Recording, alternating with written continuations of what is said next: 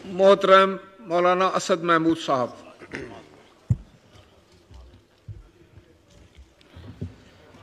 अल्हम्दुलिल्लाहि रब्बिल आलमीन वस्सलातु वस्सलामु अला सय्यिदिल अंबिया वल मुरसलीन व अला आलिहि व अस्हाबिहि अजमाइन, अम्मा बाद। शुक्रिया जनाब स्पीकर। वज़ीर क़ानून साहब ने आज जामे और माने गुफ्तगू की है। अदालत में जो कुछ हो रहा है,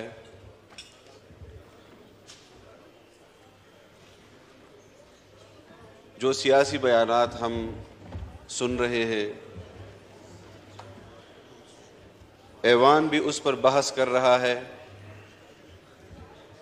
यहाँ से करारदाद भी इस केस के हवाले से और अदालत का जो रवैया है उस हवाले से इस ऐवान ने एक करारदाद भी मंजूर की। मुख्तलिफ मेंबरान असम्बली उस पर बात कर रहे हैं। तकाबुली जायज़ा आपके सामने रख रहे हैं।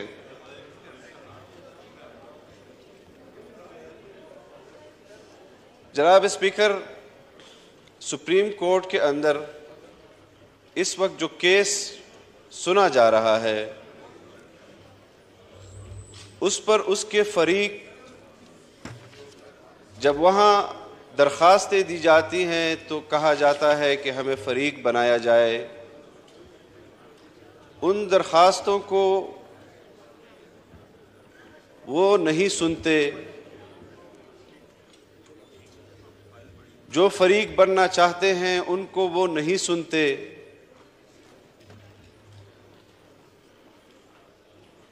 और मुसलसल दबाव डालने की कोशिश की जा रही है कि आप मिल बैठकर कोई फैसला कर लें, नहीं तो हम फैसला करेंगे।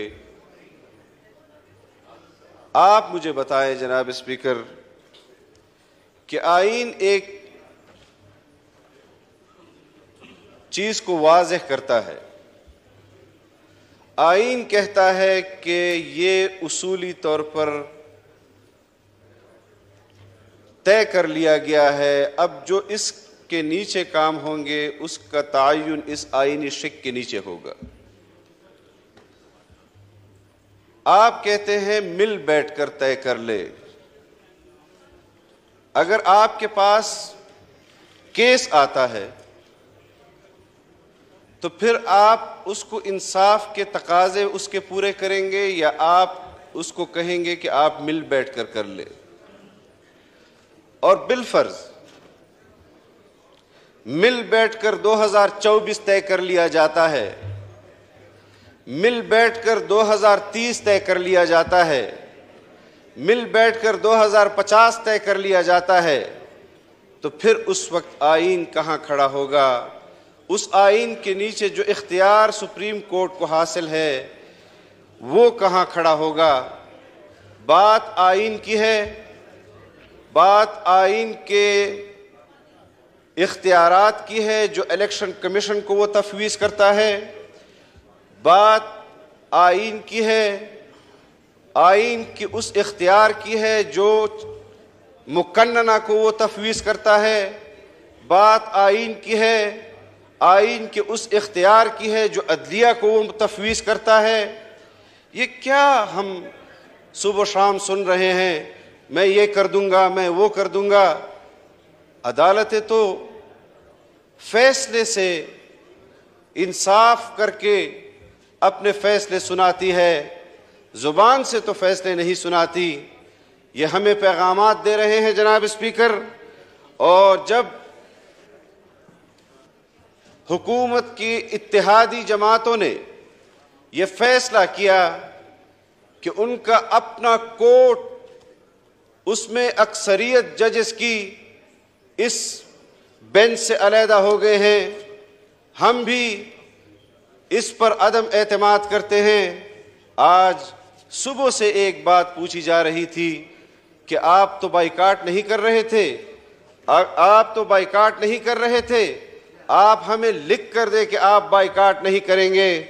आप भी हमें लिख कर दें कि आप फुल कोर्ट बेंच ही इस केस का फैसला सुनेगा अगर और इंसाफ पर मबनी फैसला करेगा। ये क्या बात है कि आप ये कर दें और आप ये लिख दें। आइन लिखा हुआ है, 2/3 बल्कि मुत्तफिक का आइन है। पाकिस्तान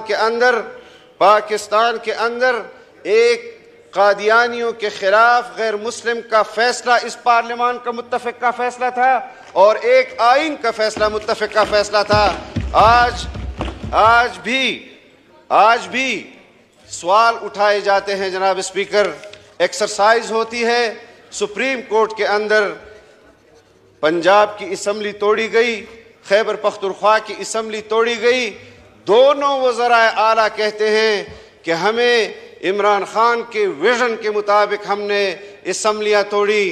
तुमने इमरान खान के साथ वफादारी के हल्फ को आइन से वफादारी के हल्फ पर तरजीह दी। उस वक्त अस खुद नोटिस क्यों नहीं लिया गया? क्या उस चीफ एग्जीक्यूटिव को यह इख्तियार हासिल है कि एक फर्द वाहिद के इख्तियार को आइन के इख्तियार पर तरजीह दे? हम जब अपोजिशन में थे जनाब स्पीकर, चीख कर कह रहे थे, स्पीकर साहब यहाँ आपसे कबल जो स्पीकर थे, कि आप हमें बताएं कि आप उस इख्तियार के मुताबिक फैसला करेंगे जो आइन ने आपको तफवीज़ किया है, या आप बनीगाना में बैठे हुए अपने पार्टी के सरबराह के इख्तियार को इस्तेमाल करेंगे? कौम फैसला करे, पार्लियामान फैसला करे कि इस मुल्क के फैसले आइन करेगा या इमरान खान करेगा। अगर एक फर्द के लिए ये सहूलियात मौजूद हो जनाब स्पीकर, अगर एक फर्द के लिए ये सहूलियात मौजूद हों जो अदालत कहती है अक्टूबर में फैसले पर कैसे अमल करोगे?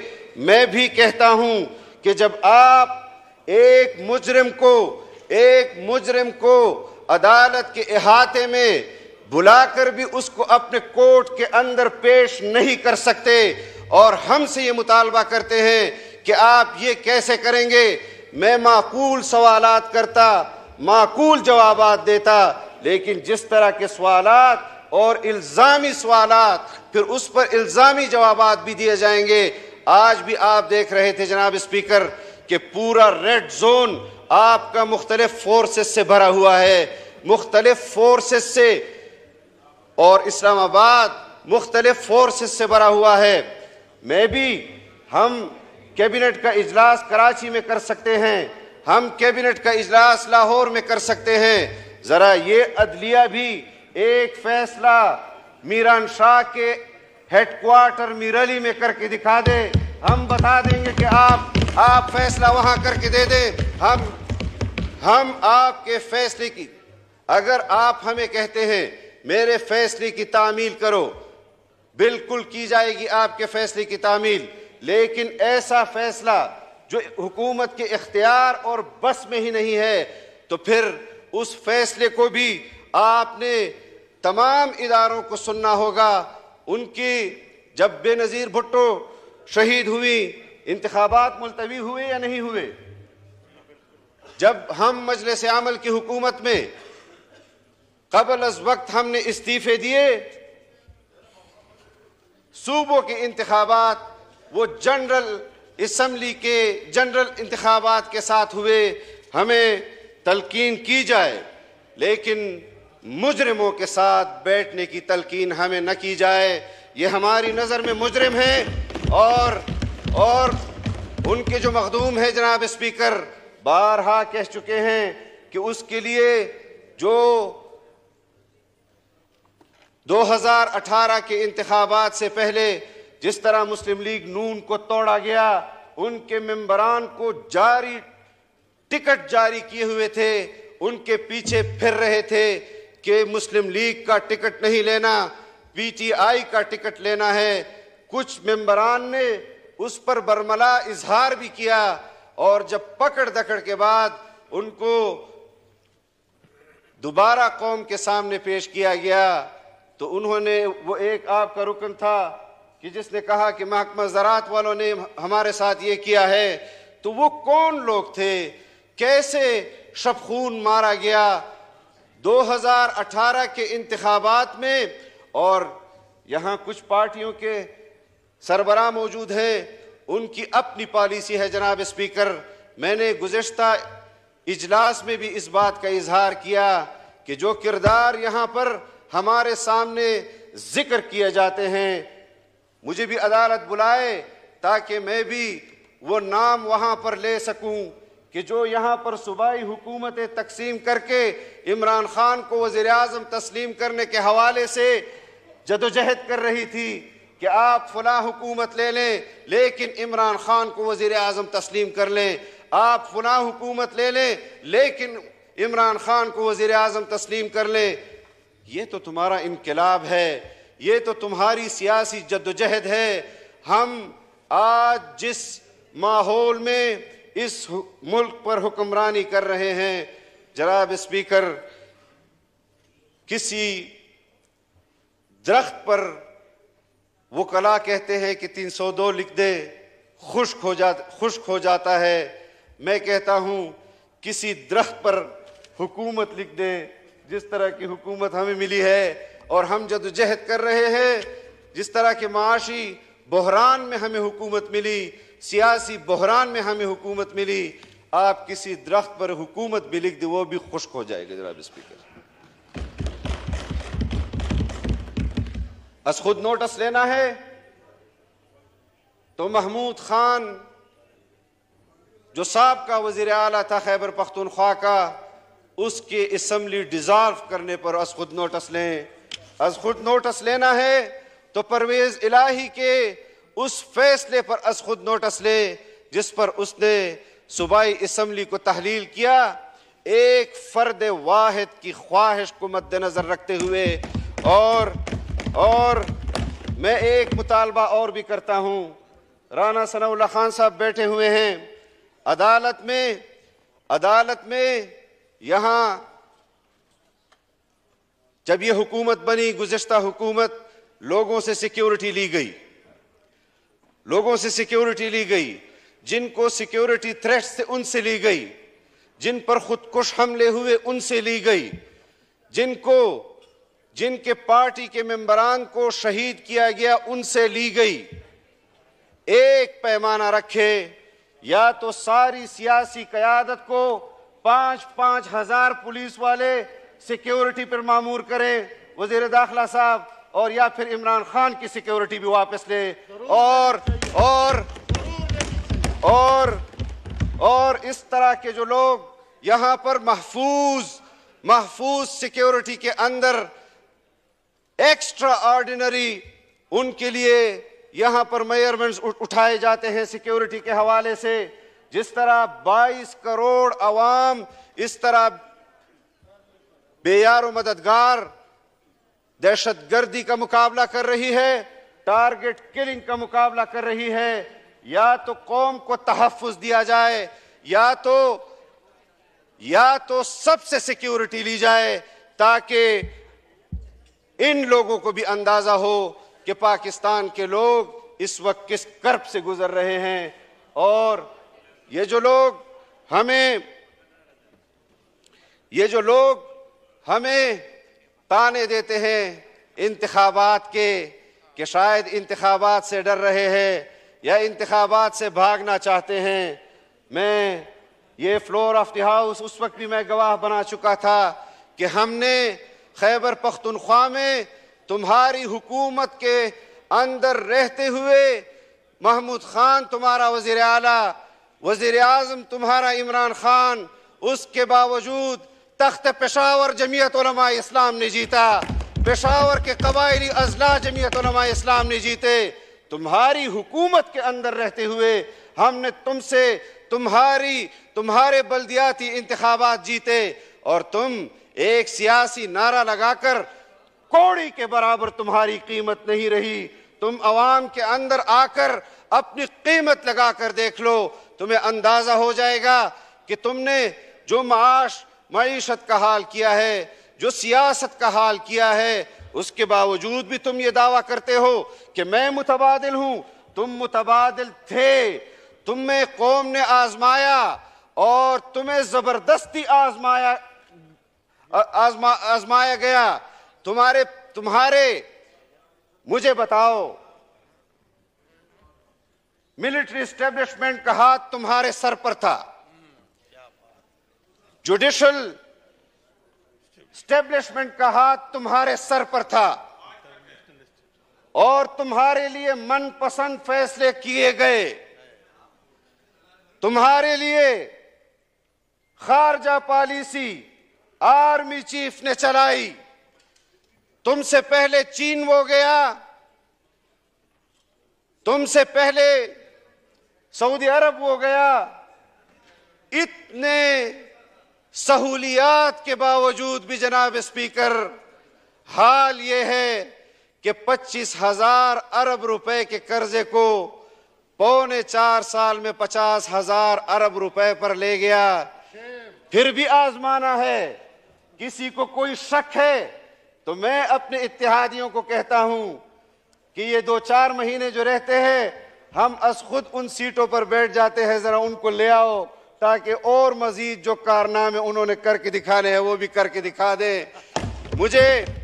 मुझे इसमें कोई आर नहीं और मैं आपको इस वक्त नाम नहीं लेता, अमानत है। मैंने उनके एक वजीर को कहा कि आप जो ये शोर शराबा कर रहे हैं, अब वो वजीर नहीं है और उस वक्त भी वजीर नहीं थे जनाब स्पीकर, जब छुप छुप के आपके घर हमें बुलाया जाता था कि कोई बीच का रास्ता निकाले ताकि ये लोग भी, इनकी भी फेस सीविंग हो जाए और हुकूमत के मामलात भी चलते रहे। मैं उस वक्त तक नाम नहीं लूंगा जब तक वो खुद इस बात का इजहार न कर दे। उन्होंने मुझे खुद कहा कि ऐसी हुकूमत जिससे हमारी जान छूटी है, अल्लाह आपको जज़ाए खैर दे कि आपने ये इक़दाम किया, वरना हमारी तो सियासत भी ख़त्म थी और कौम भी कह रही है और हमारे अपने वर्कर भी कह रहे हैं कि हमने ये जिम्मेदारी ऐसे वक्त पर अपने हाथों में ली है जो कि हमें नहीं लेनी चाहिए थी। हमारे लिए इससे मुश्किल पैदा होगी। लेकिन जनाब स्पीकर, मैं इस फ्लोर पर काफ़ी मरतबा कह चुका हूँ कि हमने अपने आप के लिए पाकिस्तान के सियासी इस्तेहकाम को अपने लिए चैलेंज समझा है। हमने उसके माशी इस्तेहकाम को अपने लिए माशी चैलेंज समझा है। हमने अपने आप को कुर्बानी के लिए पेश किया है। अगर कोई मुजाहिद बॉर्डर पर जाकर सफ़े अव्वल में अपनी रियासत के लिए अपने आप को पेश करता है तो उसकी नज़र में होता है कि मैं शहीद भी हो सकता हूं और मैं गाजी भी हो सकता हूं। जनाब स्पीकर, शहादत के मर्तबे का उसको लिहाज होता है। आज भी अगर हम पाकिस्तान के इस हुकूमत को संभाले हुए हैं और मुख्तलिफुल ख्याल, मुख्तलिफुल नजरियात लोग इकट्ठे हुए हैं, जब कौम को जरूरत हुई, सियासी जमातें इकट्ठी हुई और सियासी जमातों ने इख्तिलाफात को सुला दिया है। वक्त आने पर फिर उठाएंगे, मुकाबले भी करेंगे, इंतखाबी मार के भी करेंगे। लेकिन आज हमारी मईशत को हमें संभालना है, हमारी सियासत को हमें संभालना है। जो लोग इत्तेफाक और इत्तेहाद का नाम ले रहे थे जनाब स्पीकर, और उनका असल एजेंडा इंतशार था, आज वो खुद इंतशार का निशाना बन गए हैं। लिहाजा आप इस कौम के लिए वो फैसले करें कि जिससे कौम मुत्तहिद हो, जिससे आइन की अमलदारी हो, जिससे जमहूरियत महफूज हो। आपका फैसला जमहूरियत नहीं है।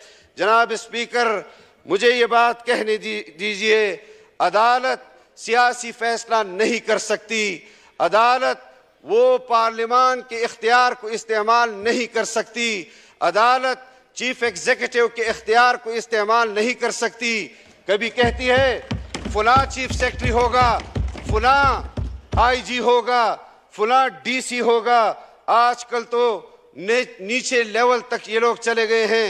ये किस किस्म की, जनाब स्पीकर, ये किस किस्म के आप मुल्क के अंदर मुख्तलिफ चीफ एग्जीक्यूटिव के ऑफिस काम कर रहे हैं। मेरे लिए तो मुश्किल है। मैं अगर एक फैसला करता हूं और एक पानी का मंसूबा कौम को देता हूं, उसकी कागजी कार्रवाई में मुझे 6 महीने लग जाते हैं। उसके ग्राउंड ब्रेकिंग से उस प्रोजेक्ट के मुकम्मल होने तक मुझे 1 साल लग जाता है और अदालत में 1 मिनट के अंदर उस फैसले को उड़ा दिया जाता है। ये नहीं होना चाहिए जनाब स्पीकर। हमें भी समझना होगा, हमारे इख्तियार को भी समझना होगा। मैं चीफ जस्टिस साहब को और जस्टिस साहिबान को ये पैगाम इस पार्लियामान से देना चाहता हूं कि आप अपने दिए गए इख्तियारात को इस्तेमाल करें, इंसाफ के तकाज़ों को पूरा करें। आपको शायद वो बातें नहीं पहुंच रही हैं जो गली कूचे में इस वक्त अदलिया के मुताल्लिक की जा रही हैं। ये पार्लियामान तो पार्लिमानी जुबान इस्तेमाल करता है। इस सियासी जमातें तो सियासी ताबीरात से आपको वो जज्बात पहुंचा रहे हैं कौम के। आपको जरा खुद मालूमात लेनी चाहिए कि किस तरह कौम आपके फैसलों को देख रही है। जनाब स्पीकर, मुझे मालूम है कि रमजान मुबारक है, अफ्तार जारी रख सकते हैं मैं अगर आप चाहें तो। मैं एक मुख्तसर सी लोग, जनाब स्पीकर, कोई एक अपनी कमेटी बना ले, स्पेशल कमेटी, जिसमें चौधरी इफ्तिखार साबिका चीफ जस्टिस से लेकर साकिब निसार तक और उसके बाद के किरदार को भी यहाँ बुलाएं और उनसे पूछे कि आपने फुला फैसला किस बुनियाद पर दिया था। Thank you. आप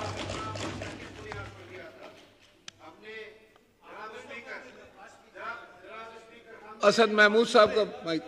जनाब स्पीकर, मैं आखिरी बात करता हूं। मैं आखिरी बात करता हूं। मुझे याद है कि 2002 के बाद मजलिस अमल की हुकूमत बनी खैबर पख्तूनख्वा के अंदर।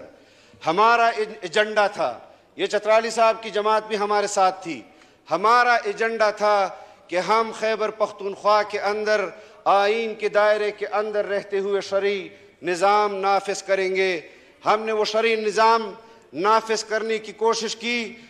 सूबाई हुकूमत से उस बिल को पास किया। मुशर्रफ खुद सुप्रीम कोर्ट गया। सुप्रीम कोर्ट ने कहा कि इसमें 4 शिके आइन से मुतसादिम हैं। हमें दोबारा बिल भिजवाया गया। हमने उन 4 शिकों में तरमीम नहीं की जनाब स्पीकर, बल्कि वो 4 शिके हमने बिल्कुल बिल से हटा दी ताकि ये वजह तनाज़ा ही ख़त्म हो जाए। हमने बिल दोबारा पास किया। उसके बाद फिर मुशर्रफ अदालत गए और चीफ जस्टिस ने कहा सारा बिल ही आइन से मुतसादिम है। ये फैसले हैं जहां मेरे सियासी नजरियात को अदालत एक फैसले से उड़ा देती है, मेरे सियासी कैरियर को तबाह करती है। मेरे सियासी वो जो वादे मैंने कौम से किए होते हैं, अगर मैं उसकी तरफ इम्प्लीमेंटेशन की तरफ जाता हूं, एक जज उठता है, मुझे तो कहा जाता है 2/3 अक्सरियत से तुमने तरमीम करनी है। यहां पर एक जज फैसला करता है। हम इतना भी ना करें कि उसके साथ उसी के अदालत में कुछ जजेस को उसके साथ उसके इख्तियार में शरीक करे ताकि किसी दर्जे में, वरना मैं तो ये समझता हूं कि हुकूमत को इस्लामी नजरियाती कौंसल ये असखुद नोटिस के हवाले से शिक भेजनी चाहिए कि क्या असखुद नोटिस का इख्तियार भी किसी को होना चाहिए या नहीं। आप मुझे बताएं, जब एक जज असखुद नोटिस लेता है जनाब स्पीकर, वो खुद फरीक नहीं बन जाता? वो तो फरीक है। जब वो असखुद नोटिस ले रहा है, इसका मतलब यह है कि वो फरीक है। या तो ये किया जाए कि असखुद नोटिस लेकर दूसरे जजेस को उस बेंच का हिस्सा बनाए, खुद न बने। आप सियासी जमातों के कैरियर को तबाह बर्बाद कर देते हैं, उसको दांव पर लगा देते हैं। और आज भी आप एक फर्द के लिए खुदा जाने कि आप किसके कहने पर यह कर रहे हैं, क्यों कर रहे हैं, क्या आपको हासिल होगा। आप अगर इंसाफ की बुनियाद पर फैसला करना चाहते हैं, आज अस खुद इस फैसले से खुद ही अलग हो जाए अखलाकी तौर पर, और या हमारी जो आपके साथ इस फैसले में फरीक हैं उनको फरीक बनाएं, फुल कोर्ट दे और फिर उसके ऊपर अदालत फैसला करे। जनाब स्पीकर, बहुत कुछ कहने को है, मेरे दिल में बहुत कुछ है, लेकिन मुझ पर पाबंदी है। मैं एक सियासी जमात का नुमाइंदा हूँ, आपके पार्लियामान का रुकन हूँ, मैं एक इत्तेहादी जमात का, हुक्मरान जमात का हिस्सा हूँ। मुझे सबका लिहाज रखना पड़ रहा है, वरना जो कुछ इस पाकिस्तान में हो रहा है और जो तमाशा हम देख रहे हैं, 4.25 साल ये करतब यहाँ दिखाया गया, और जब से हमने उनसे इक़्तिदार छीना है शाराए दस्तूर पर वो करतब लगाया गया है। हमें इस हवाले से भी जो जदोजहद हमने आगाज़ किया था उसको मंतकी अंजाम तक पहुँचाने से पहले हम आराम से नहीं बैठेंगे। और अगर कोई ये समझता है कि जत्थों से अदालतों के फैसले तब्दील किए जाएंगे, जत्थों के ज़रिए कोर्ट में नहीं पेश किया जाएगा, तो फिर चीफ जस्टिस हमें लिख कर दे दे कि हम जत्थों की बात मानेंगे, तो फिर जत्ता बमुकाबला जत्ता होगा। तो फिर अगर आइन को आप नहीं मानते, और हमने मुशाहिदे किए हैं जनाब स्पीकर, जब आप किसी के हक की हक तलफी करते हैं, कबाइल दरबदर हैं, रो रहे हैं, बलोच कबाइल दरबदर हैं, रो रहे हैं। आज तो पूरा पाकिस्तान कबाइलिस्तान बना हुआ है, आज तो हर शख्स रो रहा है।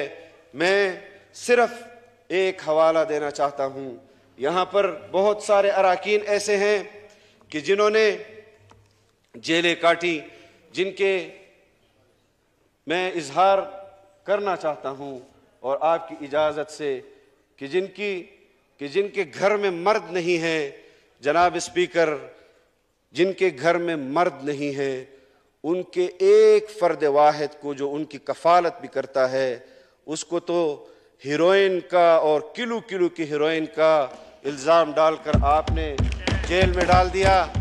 उसके घर में या उसकी अहलिया या उसकी बच्ची, ये मकाफ़ात अमल है जो आप देख रहे हैं। लेकिन हम हाथ नहीं डाल रहे जनाब स्पीकर, हुकूमत हाथ नहीं डाल रही। अदलिया का फैसला था कि इमरान खान को अदालत में पेश करो, उस वक्त तो अदालत का फैसला मुकद्दम नहीं था, लेकिन जब पैगाम मिला, और ये लोग कहते हैं जनाब स्पीकर कि जमानत मिल जाएगी, तो फिर अदालत के अहाते तक आ जाता है, जमानत लेकर चला जाता है। ये अदालतें हैं। हमें तो कभी भी, यानी हमारे साथ तो ऐसे फैसले हुए हैं। मैं आखिरी बात कर रहा हूं, शहादतुल आलमिया का हमारी सनद थी, शहादतुल आलमिया जो MA के बराबर थी और MA के बराबर है। हमारा रास्ता रोकने के लिए अदालत ने कहा तालीमी सरगर्मियों के लिए ये शहादतुल आलमिया की सनद जो है ये काबिल कबूल है, लेकिन इलेक्शन के लिए काबिल कबूल नहीं।